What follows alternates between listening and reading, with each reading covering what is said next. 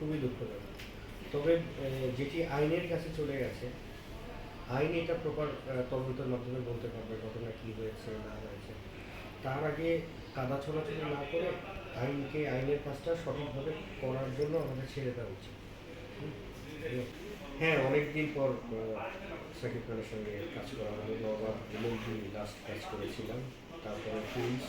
চরিত্রটি অবশ্যই ইন্টারেস্টিং, চরিত্রটি মজা লেগেছে বলেই কাজটা করেছি। চরিত্রটিতে অনেক শেড আছে এবং লাস্টে যে একটা নতুনভাবে ক্যারেক্টারটিকে পাওয়া যায়, সব কিছু মিলে চরিত্রটি কাজ করে খুব মজা পেয়েছি। শাকিব মানেই তো একটা বিস্ফোরণ, জনপ্রিয়তার শীর্ষে শাকিব খানের মুভি মানেই জনপ্রিয়তা এবং ভিউয়ার্সের একটা ঢল নামে সিনেমা হল, বিশেষ করে সিঙ্গেল স্ক্রিনগুলো প্রাণ ফিরে পায়, সারা বছর মৃতপ্রায় থাকে। এই সিনেমা উপলক্ষে, শাকিব খানের মুভি উপলক্ষে সিঙ্গেল স্ক্রিনগুলোতে আপন মানুষ দেখতে যান দলে দলে, একটা উৎসব হয়, সিনেমা উৎসব হয়।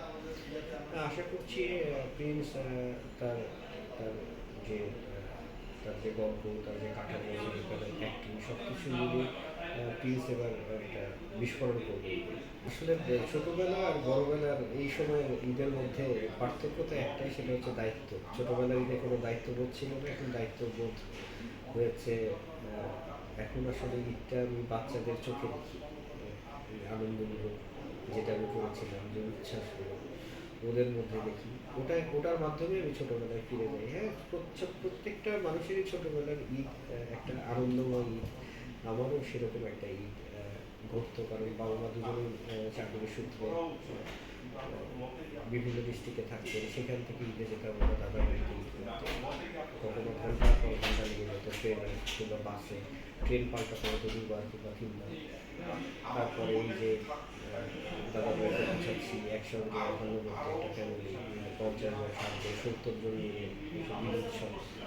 ধীরে ধীরে সময় বেড়েছে, যে যার মতো ছিন্ন বিচ্ছিন্ন হয়ে গেছেন, বাবা মারা গেছেন, চাচারা চলে গেছেন। তো এখন তো ঈদ কেন্দ্রই হচ্ছে, এখন তো ঈদই হচ্ছে পরিবার কেন্দ্রিক, বাচ্চাদের আনন্দ উজ্জ্বল করার চেষ্টা করি। সাধারণত প্রতিটা ঈদ রাজশাহীতে করার চেষ্টা করি। রাজশাহীতে মার সঙ্গে আমার শ্বশুরবাড়ির রাজশাহীতে, সব কিছু মিলে ঈদটা রাজশাহীতে করার চেষ্টা করি। এবার বললাম যে চরিত্রটি খুব ইন্টারেস্টিং, অনেকগুলো শেড আছে, এর বাইরে তো কিছু বলতে পারছি না। চরিত্রটি পড়ে আমি মজা পেয়েছি, যেটা আমি মজা পেয়েছি, আশা করি দর্শকরাও মজা পাবে। আর ঈদ উৎসব মানে যদি আমি উদাহরণ হিসেবে গতবারের ঈদ বলি, যে ঈদ উৎসবে একসঙ্গে অনেকগুলো ভালো সিনেমা যখন আসে, এটা আসলে আমাদের জন্য অনেক বড় একটা প্রাপ্তি। আমি প্রিন্সে করেছি, তারপরে তো অনেকগুলো ভালো ছবি এবার আসছে, ভালো সিনেমা এবার আসবে, সবাই মিলে উপভোগ করবে। উৎসবটা হচ্ছে বড় কথা। এই যে উৎসবের মাধ্যমে সিনেমা এগিয়ে যাবে, সিনেমা ইন্ডাস্ট্রি এগিয়ে যাবে, মানুষজনের রুচি চেঞ্জ হবে, আমরা কিছু বলতে চাই, আমরা কিছু করব, দেশের সংস্কৃতিতে একটা গুরুত্বপূর্ণ ভূমিকা রাখবে সিনেমা, এই প্রত্যাশাই তো আমরা সিনেমা করি। শুধুমাত্র একটি সিনেমার জন্য বা আমি করেছি দেখেই যে সেটা আসলে বিষয় তো থেকেই যায়। আসলে 15 থেকে 20টা বলা হচ্ছে, লাস্ট পর্যন্ত হয়তো 7-8টা মুভি আসবে, বাকিটা পিছিয়ে যাবে। এটাও খুব দুঃখজনক একটা ব্যাপার। তো ঈদ কেন্দ্রিক যখন সিনেমা ইন্ডাস্ট্রি গড়ে ওঠে, তো বাস্তবতার চাপে অনেক ভালো সিনেমাকেও সরে যেতে হয়, সরে যেতে বাধ্য হয়। কিন্তু তারপরেও আমি আশাবাদী, যেমন ধরুন সবচেয়ে বড় কথা হচ্ছে সৌবরাদ্দের বিষয়টা। সৌবরাদ্দের বিষয়টা যেমন যদি আপনি যদি পরাণে বলেন, যদি প্রহেলিকাকে বলি, তারা কতগুলো হল পেয়েছিল সিক্সে। তো তারপরে ধরুন বনলতা এক্সপ্রেস আসছে, বা গতবার আসলো উৎসবই বা কয়টা হল পেয়েছিল। এই যে সিনেমাগুলো যখন আসে, দর্শকদের মুখে মুখেই কিন্তু সিনেমাগুলো বিস্ফোরিত হয়, সবার কাছে ছড়িয়ে যায়, তখন ধীরে ধীরে হলগুলো বেড়ে যায় এবং সিনেমা সফল হয়। যারা চলে যাবেন বা ছিটকে যাবেন, আশা করি নেক্সট ঈদে ওরা ট্রাই করবেন। তবে ঈদ কেন্দ্রিক ইন্ডাস্ট্রি আমাদের আসলে কাম্য না। আমাদের 365 দিন সারা বছর আমি চাই সিনেমা হলগুলো লকডাউন করুক, একটা উৎসবের পরিণত হোক। তবে দিন আসবে, দিন চেঞ্জ হবে এবং ঈদে যে ভালো সিনেমাগুলো আমরা পাবো, আমরা সবাই দলে দলে সবাই উৎসব নিয়ে সিনেমাগুলো দেখতে যাব। যেগুলো আসতে পারবেন না হয়তো ঈদের পরপরই ওনারা রিলিজ দেবেন, সেগুলো আমরা দেখবো। আমাদের এই এগিয়ে আসাটা খুব জরুরি। তো আসবেই, সংগঠন যখন আছে, এতগুলো মানুষ যখন আছে, নিজেদের মধ্যে অনেক ভুল বোঝাবুঝি, অনেক কিছুই হবে। আমরা ভুল করব, ভুলের সংশোধন হবে, সংগঠনগুলো আছে কিসের জন্য? তবে মোটা দাগে বলতে হয় যে সংগঠন কেন করে মানুষ? সংগঠন করে যে কোনো একটা সিচুয়েশন যখন অ্যারাইজ হয়, তখন মানুষ, আমরা শিল্পীরা সংগঠনের কাছে আসি এটা সলিউশনের জন্য। কিন্তু সংগঠনের কাছে আসার আগেই আমরা যদি সোশ্যাল মিডিয়ায় যদি বিচার দিয়ে ফেললাম, হ্যাঁ, সেক্ষেত্রে সংগঠনের করার আসলে কী থাকে? এরপরে সংগঠন আসলে কী করবে?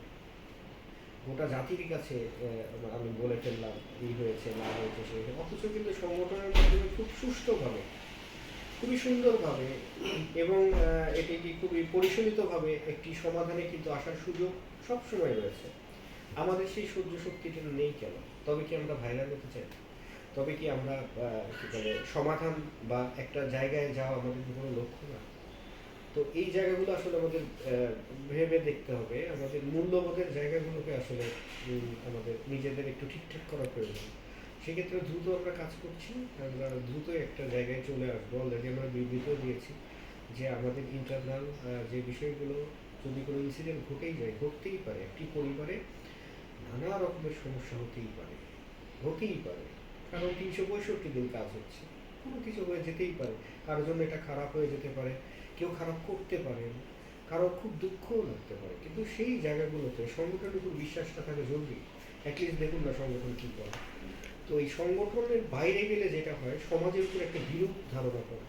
যে জিনিসটা যখন আমরা সবাই মিলে মিউচুয়াল করবো বা আমরা শাস্তির দরকার হলে শাস্তি দেবো, সেই পর্যন্ত যদি না যায়, তার আগে যখন আমরা সামাজিক যোগাযোগ মাধ্যমে নিজের ইচ্ছা মতো আমি গোটা জাতির কাছে অভিযোগ জানিয়ে ফেললাম, তাতে হয় কি, এর এফেক্টটা আমাদের শিল্পী সমাজের উপর পড়ে, আমাদের সংস্কৃতির উপর পড়ে। যারা বিষয়টা বুঝছেনই না, যারা মানে বিষয়টা আসলে গ্রহণই করতে পারে না, তারা এমন সব অযৌক্তিক, এমন সব অসুস্থ কথাবার্তা, অশ্লীল কথাবার্তা বলতে থাকে। দিন শেষে তো আমরা সামাজিক প্রাণী না, আমরা তো মানুষ, আমাদের পরিবার নিয়েই বাঁচতে হয়। একজনের জন্য বা দুইজনের জন্য ১৮০০ জন শিল্পীর পরিবার কেন সাফার করবে? আমাদেরও তো ফ্যামিলিগুলো বাইরে যেতে হয়, তাদেরও তো কথা শুনতে হয়। তো এই জায়গাগুলোতে আসলে আমাদের সবাইকে বিষয়টিকে সবাইকে আসলে এগিয়ে আসাটা জরুরি।